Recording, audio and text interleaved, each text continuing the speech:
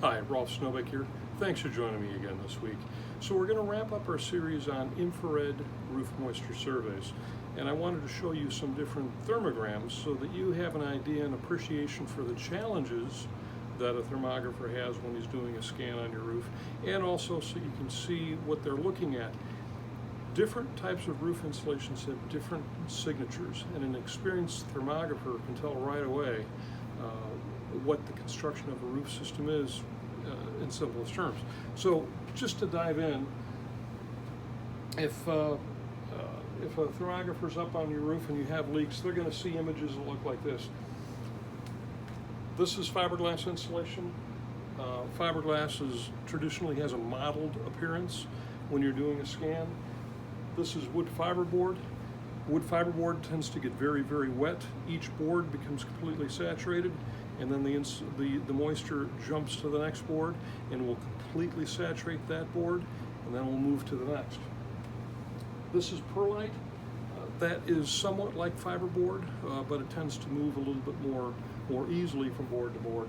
And this is polyiso. This is a fairly modern roof, and the insulation tends to blot together because it has to break down the cell wall in the polyiso, but it is not like perlite or fiberboard where it completely absorbs into one board before it moves to the next. It goes from cell to cell, and it's not like fiberglass where it tends to be mottled and just goes everywhere.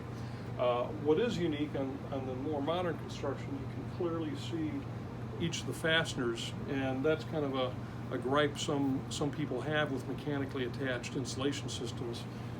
Each one of those red spots is an insulation plate, which in essence is a radiator for the heat loss through the fastener, and the plate becomes in essence a radiator to the atmosphere. So that's what they look like, and that's what the thermographer is seeing, and they can generally tell before they even core the roof what the construction is. One of the challenges they have is reflection or shadowing.